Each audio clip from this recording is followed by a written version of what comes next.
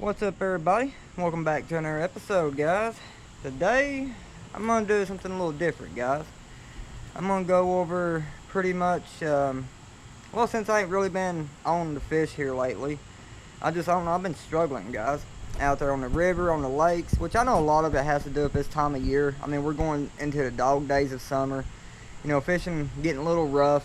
Plus, here in the region where I'm at, the area, we got hit with probably 2 weeks worth of just solid, just heavy downpour rain, guys, thunderstorms, everything. So it pretty much just blew everything out. And then what little bit I have been able to get there and fish, just ain't really been able to find them. You know, they've just been scattered, not on their usual offshore spots. You know, been flipping, beating the banks up like crazy, and just not really getting to them like I had been. So that's why there ain't really been that much content going up here lately, guys. I'd just like to apologize for that for a few minutes. But I figured to at least get a little bit of something going for you guys on here. I was at least going to give you guys a walkthrough of my kayak and pretty much how I rig it up for tournaments to pretty much better help me get out there and compete to my fullest potential and pretty much to make it easier on me. I know I did a video or a walkthrough of this rig when I first bought it, and pretty much it was just a blank slate. It was the kayak with the pedal drive in it, guys, and I was pretty much just talking about all the things, you know, I was going to do to it and put on it. And I know a lot of y'all probably do follow me on social media, you know, Instagram, Facebook. If you guys don't, you can always find me on Instagram. It's also Cannon Creek Guy. Or you can, you know, Facebook, Brandon Woodby. Feel free to add me on both platforms and on here also. But I figured I'd today take the time out to pretty much just give you guys a walkthrough on how I got my kayak rigged and set up with everything, and pretty much just let y'all see how I do it, and it works for me. And honestly, guys, if you guys, I'd love to see your guys' setup. Feel free to message me on either one, Facebook or Instagram. Show me pictures, show me videos of how you guys rig your kayaks up. I might get an idea from you guys that I could better use on, you know, my kayak, or you guys might be able to get an idea from me to use on your guys' kayak. So, without further ado, let's stop talking about it and actually get to showing. Alright, guys, now we got the chest mount on. This right here is I can't remember what year it is, but this is a Old Town Sportsman PDL 120 pedal drive. Like I said a minute ago, I have shown a video when I first got the setup, and it was pretty much just a blank slate. Well, this is pretty much what I've gotten to so far, guys. Fully rigged out, fully decked out, ready to hit a tournament or ready to hit a fun day of fishing. And this is pretty much how I rig it out for both situations. Sometimes I might have less rods, sometimes I might have more rods. It just depends on the situation that I'm fishing and where I'm fishing at, guys. But nonetheless, this is pretty much my basic setup right here. So we're going to start up here at the front, guys, down here in the hatch. And this is pretty much what will be power it all, guys. This is what powers my graph and what powers the power pole in the back. Right there. I have a Duracell Ultra Gel battery. It's a 12 volt, 31 milliamps. And I know a lot of y'all use the, oh goodness, you know what I'm talking about. The Dakota lithium batteries. My bad, guys, I had a brain fart there for a minute. I know a lot of y'all use the lithium batteries, and I do plan on upgrading to the lithium batteries here soon. But until then, this little sucker right here, I can get it fully charged, and I can probably get about three and a half worth of trips out. And that's, you know, a whole day's worth of fishing. So this is actually a pretty decent battery to be a Duracell. And pretty much all I do, guys, to keep it from pretty much moving around, sliding around, causing the wires to say break loose from the terminals or causing a bad connection, is I just got an old rubber black bungee cord, guys. And I pretty much just ran it around the battery, and right behind the battery there's a spot because of where my transducer wire runs through that hole up here, I guess like scupper hole. I run the bungee cord around it and then just strap it to the battery, and we're good to go. And also, this hatch can also play a big role. I keep my lunch bag down here. I keep my actual carbon fiber set of actual paddles down here. I can store, oh goodness, I've put at least 8 rods in here and still had plenty of room. I could probably store up to 20 rods down inside this hole, because the hole is hollow from front all the way to the rear. And you can put them in here at pretty good ease. It don't really cause much tension on your rods when you bend them. So yeah. Helps out a whole lot having that extra storage down there, guys. It really does. Then moving on up right here, this helps out tremendously. I have one of the Yak Attack roto grips, as you can see right here.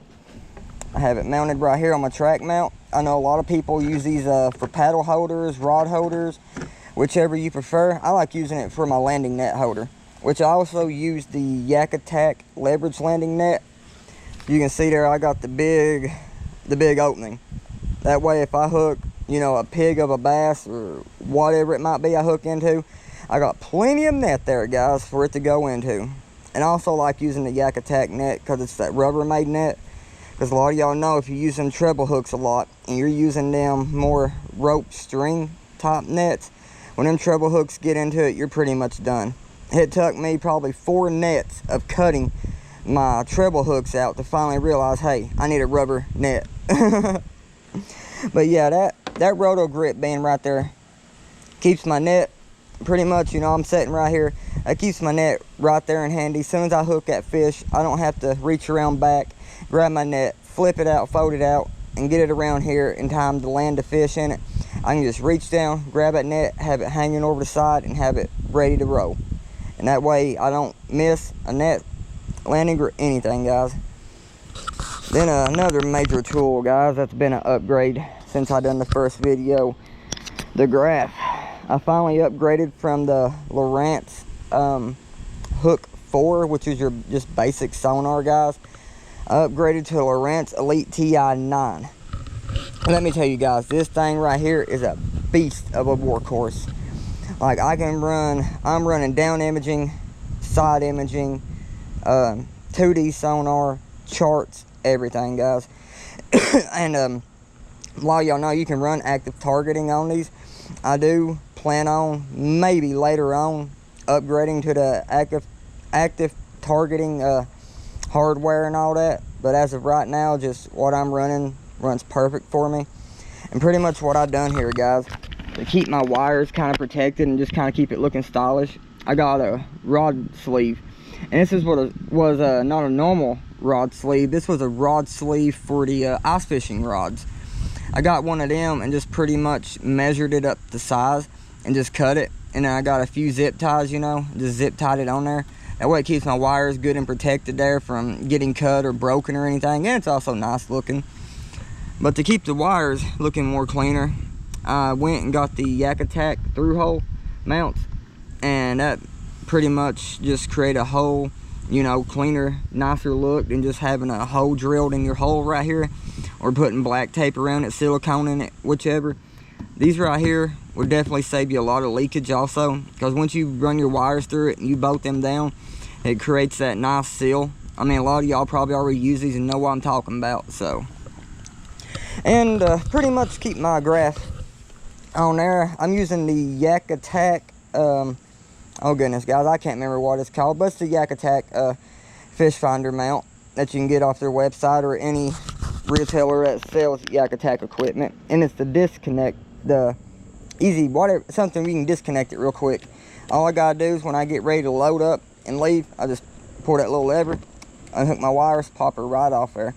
I can keep it right on here. Instead of having to unmount it from each side, I just unmount it right there, throw it in the truck, go. Whenever I get to where I'm going, pop it right back on there, push that button in, it's nice and sturdy. Another nice little tool I like using, it's the Yak Attack Cup Holder, as you can see right here, which I need to tighten down. I mean, yeah, the Old Town already comes with a pre-molded cup holder with a little runoff place, that way water don't stand in it. But honestly, I don't like putting my drink there. I just like having it sitting right here, which, I mean, you can see right here, I got a lot of plastics in it that I've been using. And that's honestly what a lot of people do, is they buy them for plastics.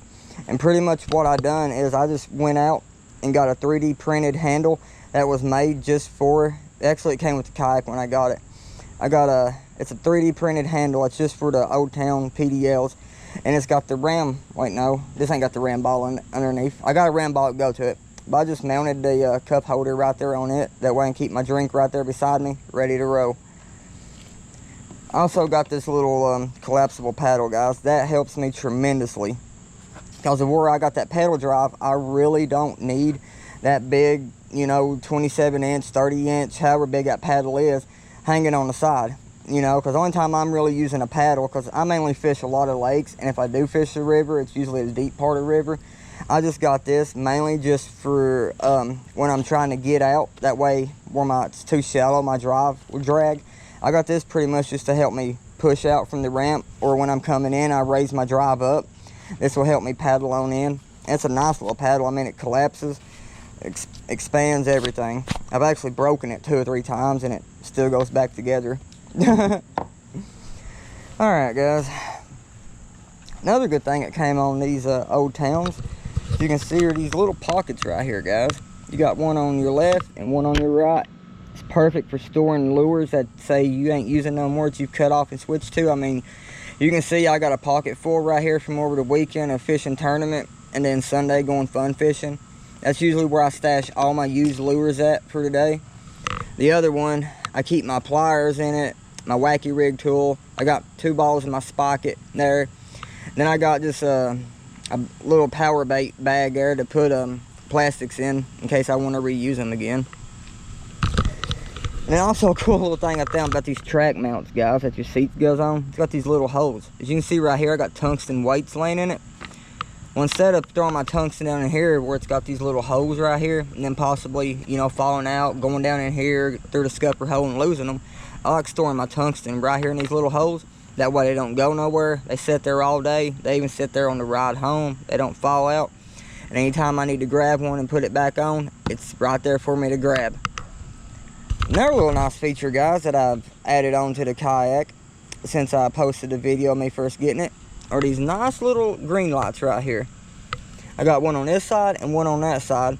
And pretty much what those will do, they just light my deck up. That way I can see my whole floor down here. It adds a little more light for me to see up here, and adds a little more light for people to actually see me out there when I'm nighttime fishing or early morning launching. Those work out tremendously. That way I can see everything that's going on down at the bottom. Say if I'm tying on a lure or something, I really don't want to, you know, turn on my spotlight. It's up on my head. I can just hold it down there and go off them lights and see great.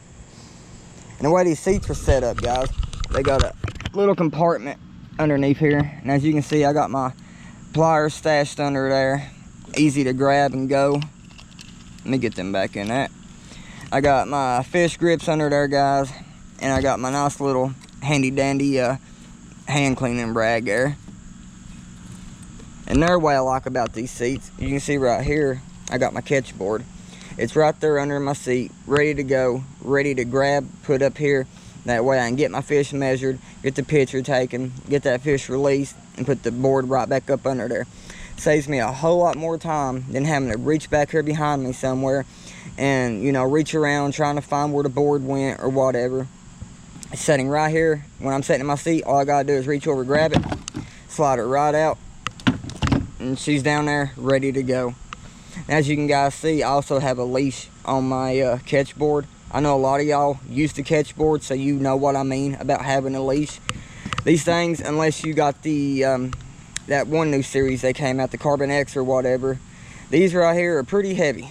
They're made out of metal. Unless, like I said, you got the yellow ones and they're plastic, they might float.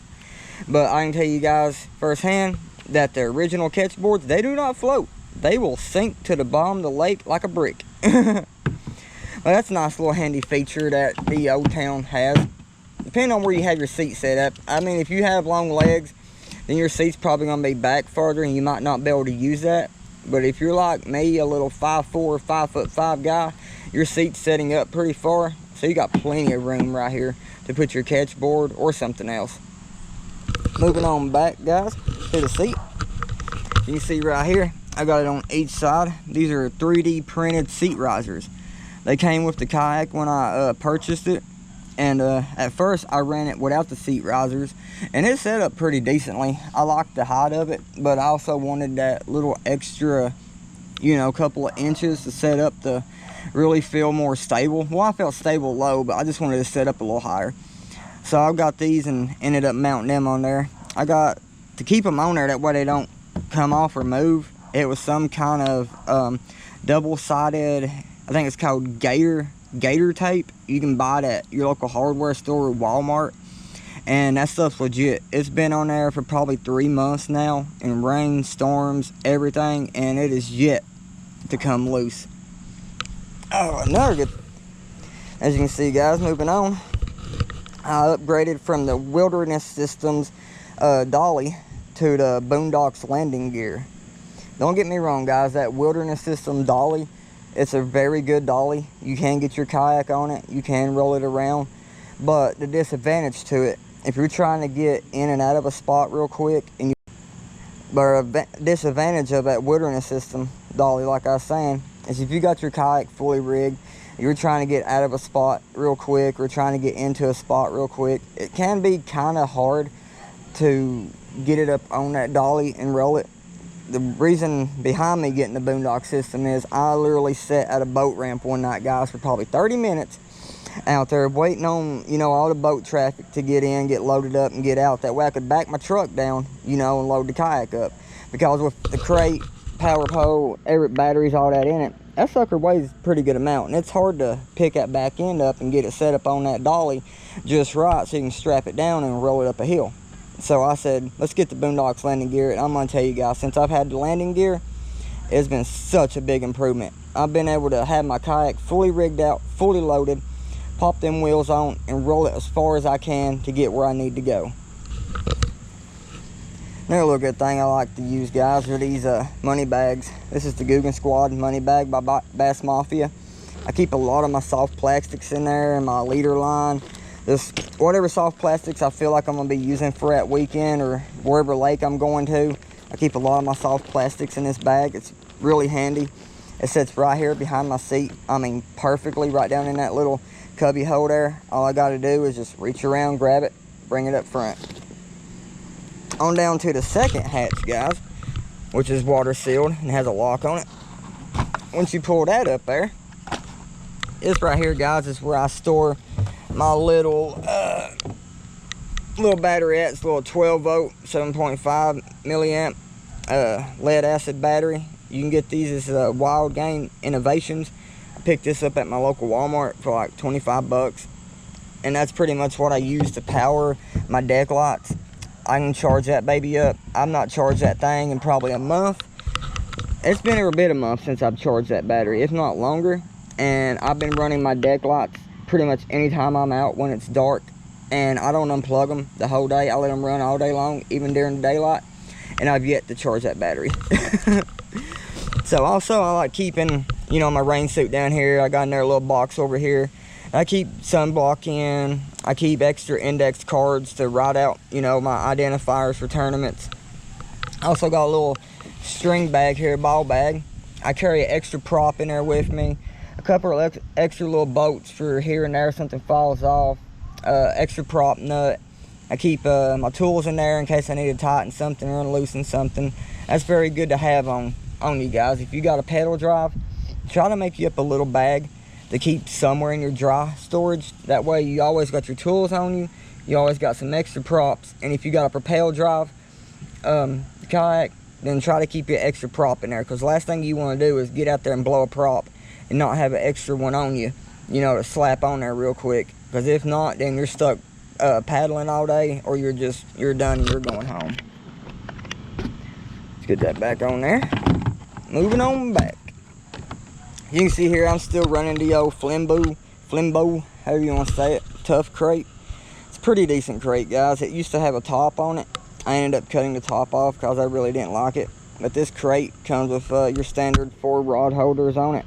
I've actually upgraded it and put 4 extra rod tubes on there. Because I mean, honestly, guys, who wants to go fishing with only 4 rods? I mean, a lot of y'all like me, when you go bass fishing, if it's fun, you pretty much got the whole arsenal. I can carry 8 rods this way, instead of only being able to carry 4 on the crate, then having to tuck 2 up here under my legs, because it also has storage. You can see right here and over there, in a place where your rod butts sit under the seat to put a rod each. But instead of having to keep 2 rods up there in my way, I went out and bought the extra rod tubes. You can get them at your local Walmart or any tackle store that you go to. They're not much. I pretty much just got them zip tied on there. I do plan on upgrading here soon to that new 16x16 Yak Attack Pro box that they came out with. I just haven't had the time yet, guys, to really sit down and order it yet, because I mean, this crate, it's doing what it's supposed to do, but I do eventually want to upgrade, you know, to the bigger crate. And with that being there, it also gives me room to store an extra box or two of tackle here. I usually keep my swim baits there, or my frog box, what have it. As you guys can see here, I'm running all Plano boxes. I mean, I'll guys tell you right now, Plano is literally some of the best boxes you can use, especially if you got the Edge series. I only got the Edge series mainly for my terminal and anything that has treble hooks. I mean, it's perfect. And then pretty much, guys, just to keep the crate strapped down and keep it from really moving too much. I mean, it won't help none. If I was to flip, it's going to probably fall out anyways.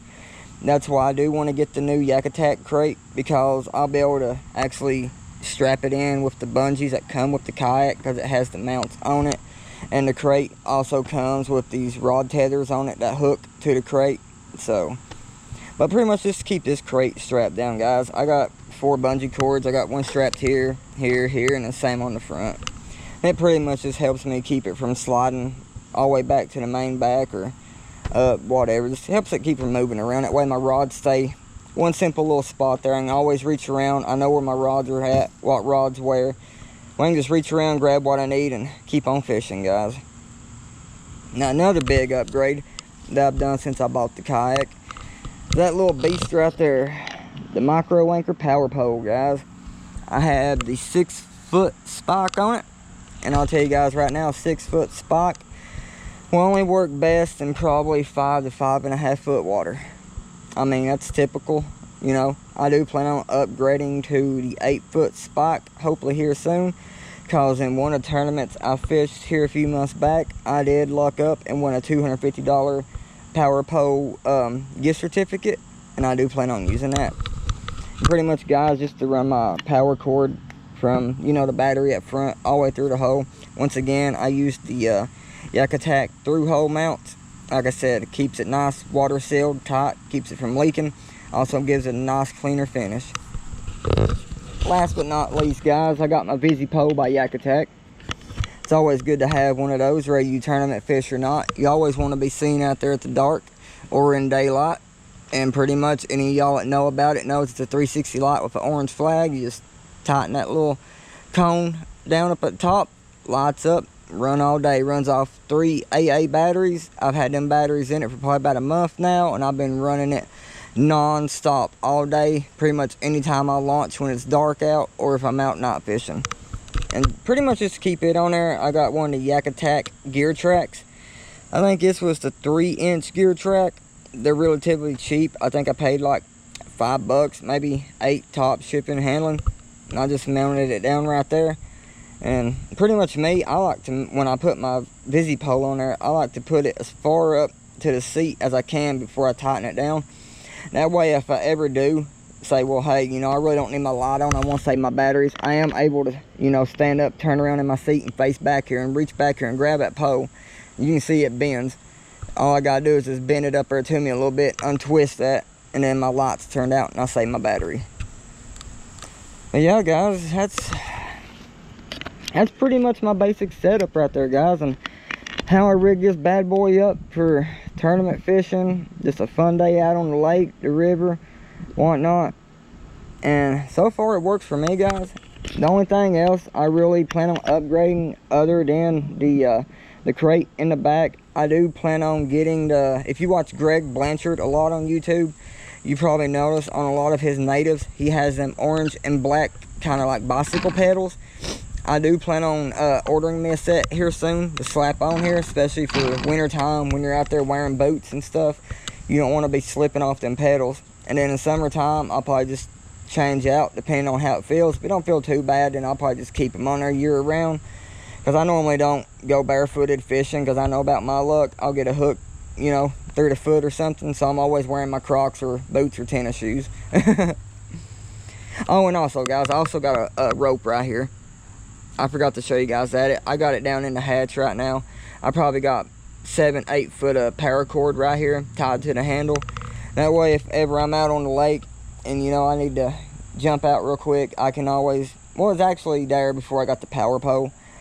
But if I want to, I can pull out, drop the power pole, and tie it down. Or I've done recent things before. I went up to, oh goodness, the dock out at the lake, you know, pull up to the actual marina, not be able to drop my power because I'm in like 50 foot of water. I'll just pull up to a place where you can tie a boat off, just reach in there, grab my rope, tie it around, anchor it down, and jump out and get up, do my business, jump back in. And it also helps if you're fishing real shallow river. You can just slap that drive up, pull your rope out, just grab your rope and pull your kayak behind you. That way you don't lose it. Instead of having to grab it by the handle, you can just get yourself a good little distance to drag it behind you. Oh yeah, guys, and also to control the power pole, I got the power pole controller right here. My up, down, all that good stuff. I mounted it right here beside my seat, which also, the power pole also came with one that you can hang around your neck. Usually the only time I use that is when I'm going in and coming out. I'll put it around my neck, push my kayak out till the wheels are finally floating. Then I'll just drop the power pole down. That way it's anchored a little better. I can pull the wheels out, pull them up, and then vice versa. You know, when I'm coming in, drop it, pull the wheels out, set them down, and then go about my business. But guys, that's pretty much my setup and how I set my old town up for tournament fishing, or just like I said, fun day of fishing, guys. But I hope you guys enjoyed the video. Hopefully something that I've done on my kayak will give you guys inspiration or an ideal to be able to put on your guys' kayak to maybe help you guys get out there and compete better, or just overall have a better experience on your kayak. And like I said, feel free to shoot me pictures and messages on Facebook or Instagram. Instagram being Cannon Creek Guy, Facebook being Brandon Woodby, of your setup. I'd love to see your all setup and what y'all got going to help you get out there and compete and just overall have a fun day on the water. But like always, guys, please be sure to like and subscribe to the channel, help it grow, tell your friends, your family about it. Like I said, I'm going to try my best to get some more fishing content coming here soon. So until then, guys, tight lines. GoPro stopper.